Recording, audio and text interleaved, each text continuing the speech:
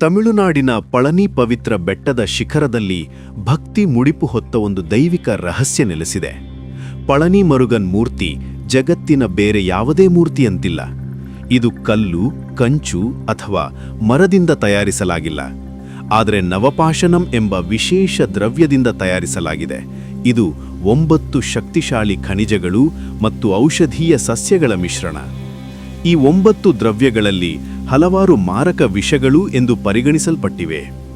ಆದರೂ ಪುರಾತನ ಮಹರ್ಷಿ ಸೀಡರ್ ಭೋಗರ್ ಅವರ ಅಲ್ಕೆಮಿಕಲ್ ಕೈಪಟುತ್ವದಲ್ಲಿ ಇವು ಪವಿತ್ರ ಔಷಧಿಯಾಗಿದ್ದು ದೈವಿಕತೆಯ ಜೀವಂತ ಪ್ರತಿರೂಪವಾಯಿತು.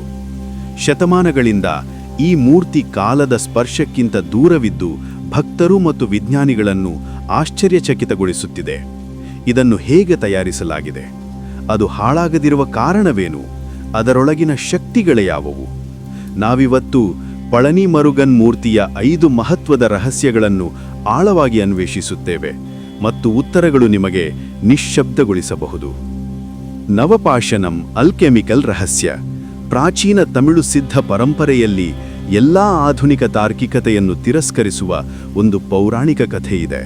ಮಹರ್ಷಿ ಭೋಗರ್ ಶ್ರೀ ಅಗಸ್ತ್ಯನ ಶಿಷ್ಯ ಮತ್ತು ಜ್ಞಾನವಂತ.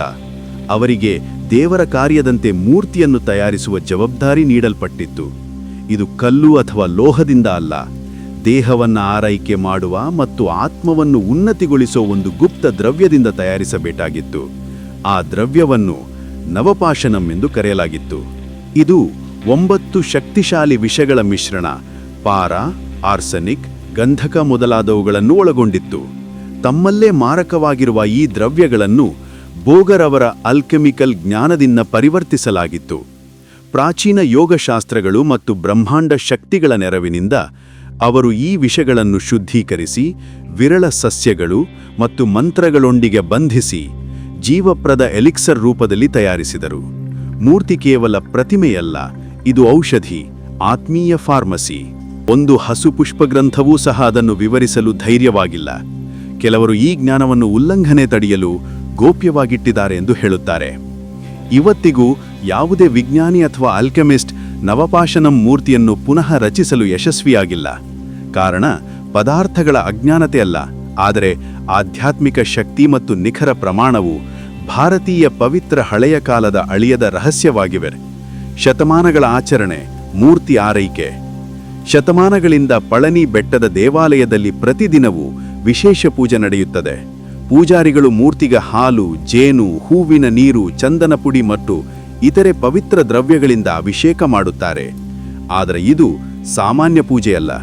ಭಕ್ತರು ಕೇವಲ ದೇವರ ಕ್ಷಣವನ್ನು ನೋಡಲು ಅಲ್ಲ, ಅಭಿಷೇಕದ ನೀರನ್ನು ಪಡೆಯಲು ನಿರೀಕ್ಷಿಸುತ್ತಾರೆ, ಏಕೆಂದರೆ ಅದರಲ್ಲಿ ಅಸಾಧಾರಣ ಚಿಕಿತ್ಸಾ ಶಕ್ತಿ ಇದೆ ಎಂದು ನಂಬುತ್ತಾರೆ. ಮೂರ್ತಿ ಸ್ವತಃ ನವಪಾಷಾಣಂ ದ್ರವ್ಯದಿಂದ ತಯಾರಿತವಾಗಿರುವುದರಿಂದ ಈ ದ್ರವ್ಯವು ಮೂರ್ತಿಯ ಮೇಲಿಂದ ಹರಿಯುವಾಗ ಅದರಲ್ಲಿ ರೋಗ ನಿವಾರಕ ಶಕ್ತಿ ಆವರಣವಾಗುತ್ತದೆ. ಈ ನೀರು ಭಕ್ತರು ಕುಡಿಯುವುದರಿಂದ ಚರ್ಮದ ರೋಗಗಳಿಂದ ಹಿಡಿದು ದೀರ್ಘಕಾಲಿಕ ಸಮಸ್ಯೆಗಳಿಗೂ ಗುಣಮುಖರಾಗುತ್ತಾರೆ ಎಂಬ ಕಥೆಗಳು ಸಾಕಷ್ಟು ಪ್ರಸಿದ್ಧವಾಗಿವೆ.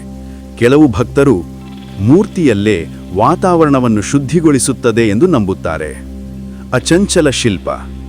ಇತರ ದೇವಾಲಯಗಳಲ್ಲಿ ಕಲ್ಲಿನ ಮೂರ್ತಿಗಳು ಕಾಲಚಿಹ್ನೆಗಳನ್ನು ತೋರಿಸುತ್ತವೆ. ತುದಿಗಳು ಸೊವೆಪೆ, ಒಡೆತಗಳು ಬರುವುದರೊಂದಿಗೆ ಮುಖರೂಪಗಳು ಹಾಳಾಗುತ್ತವೆ. ಆದರೆ ಪಳನಿ ಮರುಗನ್ ಮೂರ್ತಿ ನವಪಾಷಾಣಂ ಮಿಶ್ರಣದಿಂದ ತಯಾರಿತ. ಶತಮಾನಗಳಿಂದ ಪ್ರತಿದಿನವೂ ಹಾಲು, ಜೇನು, ದಹಿ, ಚಂದನ ಪುಡಿ ಮತ್ತು ಪವಿತ್ರ ತೈಲಗಳಿಂದ ಅಭಿಷೇಕವಾಗುತ್ತಿದ್ದರೂ ಯಾವ ಹಾಳಾಗುವ ಲಕ್ಷಣವೂ ಇಲ್ಲ. ಪ್ರಾಚೀನ ದಾಖಲೆಗಳು ಮತ್ತು ಭಕ್ತರ ಸಾಕ್ಷಿಗಳು ಮೂರ್ತಿ ರೂಪ ಶತಮಾನಗಳ ಹಿಂದೆ ಇದ್ದಂತೆ ಇಂದಿಗೂ ಇರುವುದು ಎಂದು ಸೂಚಿಸುತ್ತವೆ.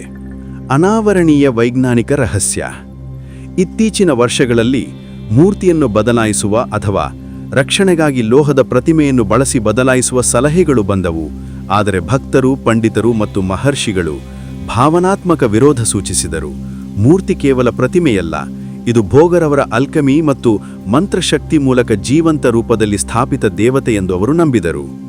ವೈಜ್ಞಾನಿಕ ಪ್ರಯತ್ನಗಳು, ಸ್ಪೆಕ್ಟ್ರೋಸ್ಕೋಪಿ, ರೇಡಿಯೋಗ್ರಫಿ, ಕಾರ್ಬನ್ ಡೇಟಿಂಗ್ ಈ ಮೂರ್ತಿಯ ರಹಸ್ಯವನ್ನು ಬಿಚ್ಚಲು ಸಾಧ್ಯವಾಗಲಿಲ್ಲ. ಕೆಲವು ಪರೀಕ್ಷೆ ಫಲಿತಾಂಶ ನಿರ್ಧಾರಿಕವಾಗಿರಲಿಲ್ಲ. ಇತರರಲ್ಲಿ ಧಾರ್ಮಿಕ ಮತ್ತು ಸಾಂಸ್ಕೃತಿಕ ಹಿತಚಿಂತನೆಯ ಕಾರಣ ಅನುಮತಿಸಲ್ಪಡಲಿಲ್ಲ. ಪಳನಿ ಮುರುಗನ ಮೂರ್ತಿ ಕೇವಲ ಒಂದು ಪ್ರತಿಮೆಯಲ್ಲ, ಅದೊಂದು ಪ್ರಶ್ನೆ, ಒಂದು ರಹಸ್ಯ. ಭಕ್ತಿ, ಆಲ್ಕಿಮಿ, ವಿಜ್ಞಾನ ಮತ್ತು ಆಧ್ಯಾತ್ಮಗಳ ಸಂಗಮ. ಪ್ರತಿ ಅಭಿಷೇಕದ ಹನಿಯಲ್ಲೂ, ಪ್ರತಿಯೊಂದು ಮುರುಘಾ ಎಂಬ ಜಪದಲ್ಲೂ ಈ ಸತ್ಯ ನೆನಪಿಸುತ್ತದೆ. ಪ್ರಾಚೀನವೆಂಬುದೆಲ್ಲ ಹಳೆಯದೂ ಅಲ್ಲ, ಕೆಲವೊಮ್ಮೆ ಅದು ಇಂದಿನ ವಿಜ್ಞಾನಕ್ಕಿಂತಲೂ ಹೆಚ್ಚಿನ ಜ್ಞಾನವಾಗಿರಬಹುದು. ನಿಮ್ಮ ಅಭಿಪ್ರಾಯವೇನು?